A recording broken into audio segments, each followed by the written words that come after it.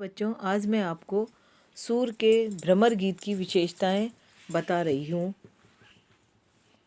भ्रमर का अर्थ जान लीजिए। भ्रमर रस या भ्रमर उस रस लोलुप रसिक का प्रतीक है जो किसी एक कली का रसपान नहीं करता। इसके हृदय में कभी स्थिरता नहीं रहती। यह सदैव एक पुष्प से दूसरे पुष्प पर मंडराता है और अनेक पुष्पों का रसपान करता है। हिंदी साहित्य में रस के मर्मज्ञ कवियों ने जब पुष्प के समान नारी के सुकोमल एवं सहृदय में पल्लवित प्रेम का परित्याग करके किसी पुरुष को अन्य स्त्रियों के साथ रमण करते देखा तो उसे भ्रमर नाम से संबोधित किया। पुरुष की प्रवंचना और नारी की विरह व्यथा से भरे गीतों को भ्रमर गीत के नाम से जाना जाता है। सारांश रूप में पुरुष की निष्ठुरता, लंपटता और नारी की मूक विरह व्यथा, विरह वेदना एवं उपालम को प्रतीक शैली में प्रकट किया गया गीत भ्रमर गीत कहलाता है। भ्रमर गीत की विशेषताएं। सूर द्वारा रचित भ्रमर गीत व्यवस्थित श्रृंखलाबद्ध है। सूर के भ्रमर गीत में प्रेम भक्ति का मनोवैज्ञानिक चित्रण है। सूर का भ्रमर गीत वियोग श्रृंगार का अक्षय भंडार है। सूर के भ्रमर गीत में मानव मनोभावों का बड़ा सुंदर चित्रण है। उद्धव के संदेश का गोपियों, नंद बाबा, यशोदा आदि पर जो प्रभाव पड़ता है उसका मार्मिक चित्रण प्रस्तुत किया गया है। सूर के भ्रमर गीत में ज्ञान पर भक्ति की विजय बताई गई है। अगली विशेषता, सूर के भ्रमर गीत में प्रकृति के उद्दीपन रूप का सजीव चित्रण किया गया है। सूर के भ्रमर गीत में नारी हृदय की शंकालु प्रवृत्ति, ईर्ष्या, सपत्निक भाव का चित्रण भी मिलता है। सूर का भ्रमर गीत सरल, भावुक, तर्क एवं बौद्धिकता से ओतप्रोत है।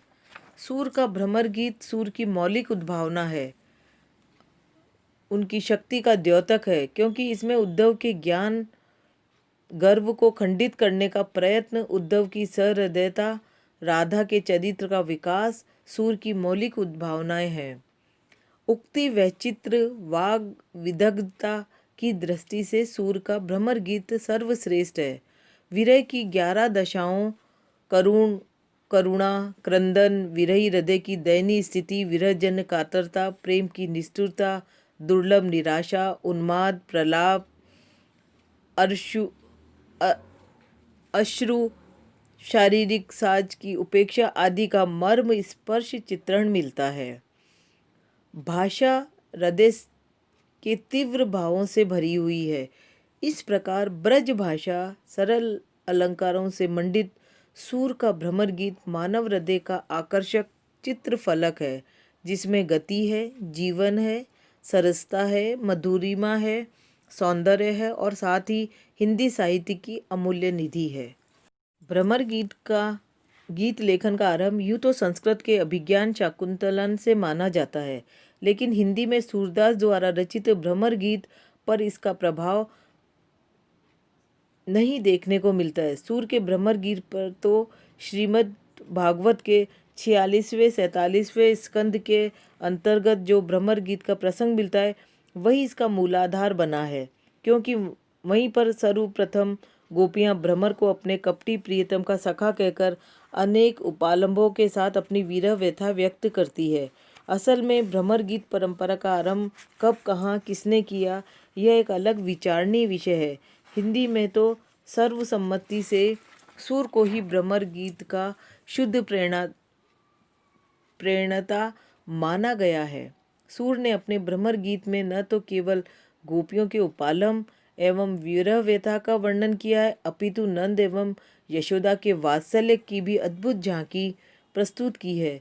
सूर के भ्रमर गीत में हमें व्यंग, विनोद, हास परिहास, उपालम के साथ विरह व्यथा का जो सरस वर्णन मिलता है वैसा कहीं अन्यत्र दिखाई नहीं देता। यह भ्रमर गीत उक्ति वैचित्र एवं विनोदशीलता के साथ साथ विरह की समस्त अंतर्दशाओं, चिंता, प्रलाप, मुर्दा, उन्माद आदि से परिपूर्ण होने के कारण हिंदी में सर्वश्रेष्ठ माना जाता है।